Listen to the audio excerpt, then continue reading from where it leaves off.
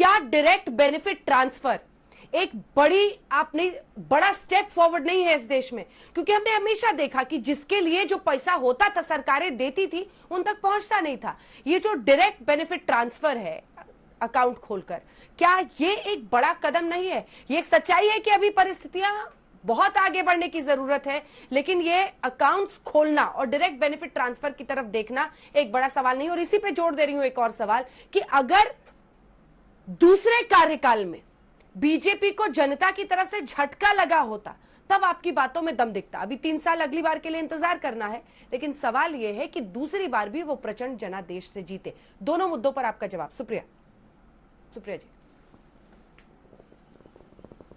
मैं आपकी बात का जवाब जरूर दूंगी, लेकिन मुझे तो बड़ी हैरानी हो रही है कि कैसे आज 7 साल के बाद इन्होंने ये नहीं डिक्लेयर कर दिया कि हिंदुस्तान आजाद ही 2014 में हुआ था, 1947 में कहां आजाद हुआ था। मैं आपकी बात का जवाब जरूर दूंगी, लेकिन क्योंकि नेहरू जी की बात उठी है तो आज एक बात जरूर कहूंगी। नेहरू जी आजाद हिंदुस्तान के प्रथम प्रधानमंत्री ही नहीं थे, नेहरू जी आजादी के लड़ाई के एक पुरजोर योद्धा थे।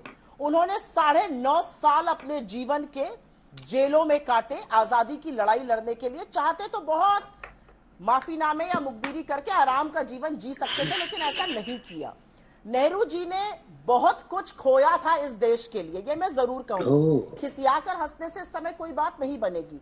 नेहरू जी ने मैं कहां खिसिया, मैं तो आरती की थाली सजा रहा हूं। AIIMS, IIM, DRDO, SAIL, BHEL जैसी संस्थाएं बनाई जिनको ये बेचने को तैयार है, जिनके कारण आज देश खड़ा हुआ है। ये मैं नेहरू जी के बारे में बताना चाहती हूँ। इंदिरा जी का नाम लेने से पहले 2 बार सोचना चाहिए भाजपा को, और इसलिए सोचना चाहिए क्योंकि उनके अंदर इतनी ताकत थी। मैं अंदर की संबल की बात कर रही हूं कि उन्होंने पाकिस्तान के 2 टुकड़े कर दिए और विश्व का भूगोल बदल के बांग्लादेश खड़ा कर दिया। हम तो चीन का नाम ही नहीं ले पा रहे, ये तो इनकी असलियत है। खैर, क्योंकि आप इकोनॉमी पे बात कर रही थी, मैं इकोनॉमी पर आती हूं। इस देश में पहली बार आजाद हिंदुस्तान में व्हाइट कॉलर जॉब्स, नौकरीशुदा लोगों की नौकरियां चली गई। इसकी जिम्मेदारी कौन लेगा? 11.5% से ज्यादा पर अनएम्प्लॉयमेंट है। ये कहते हैं नौकरियां हैं, आंकड़े तो झूठ नहीं बोलते, और आंकड़े तो आप ही के दिए हुए हैं महानुभाव, आंकड़े तो आप ही की सरकार से आ रहे हैं। वही बता रहे हैं 11.5% अनएम्प्लॉयमेंट है। गरीबी हटाई हमने, 27 करोड़ लोगों को 5 साल में गरीबी की सीमा रेखा से ऊपर खींचा था। महानुभावों ने 7 साल में 23 करोड़ को उसके नीचे ढकेल दिया। तो ये तो इनकी असलियत है। अब आपने बैंक की बात पूछी, अच्छा सवाल पूछा, उसका जवाब मैं देती हूं, लेकिन उसके पहले एक तथ्य आपको और बता देती हूं।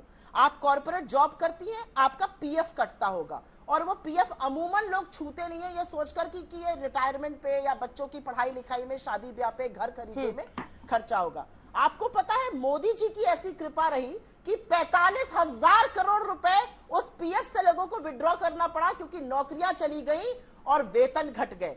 ऐसी कृपा रही। तो जनधन अकाउंट खोलकर अकाउंट बैलेंस 0 रहना कोई बड़ा काम नहीं है। आप अकाउंट कितने भी खोल लीजिए। किसानों की बात ये कर रहे हैं, एक जवाब उन किसानों की बात जो 6 महीने से सड़कों पर है। भारत माता के सबसे प्रिय पुत्र हमारे अन्नदाता किसान सड़कों पर है। उसको नक्सलवादी और आतंकवादी इन्होंने कहा, लाठियां इन्होंने बरसाई, 500 से ज्यादा किसानों की मौत हो गई।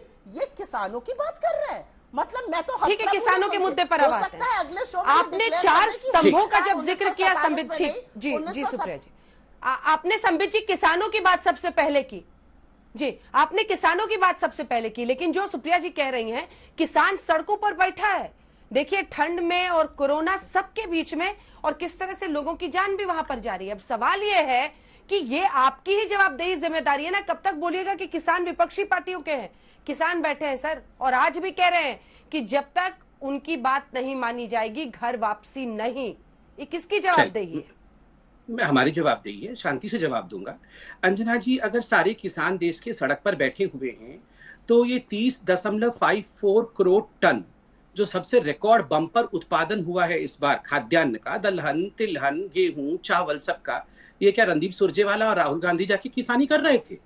इन्होंने खेत चलाया है, हल उन्होंने जोता है, जो इतना कुछ प्रोडक्शन हो गया।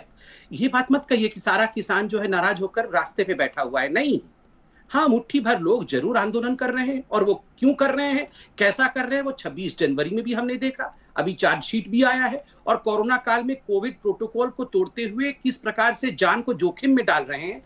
मुझे माफ करिएगा, जिन लोगों ने 26 जनवरी में हमारे लाल किले के ऊपर हुड़दंग किया, मैं उन्हें अन्नदाता नहीं कह सकता।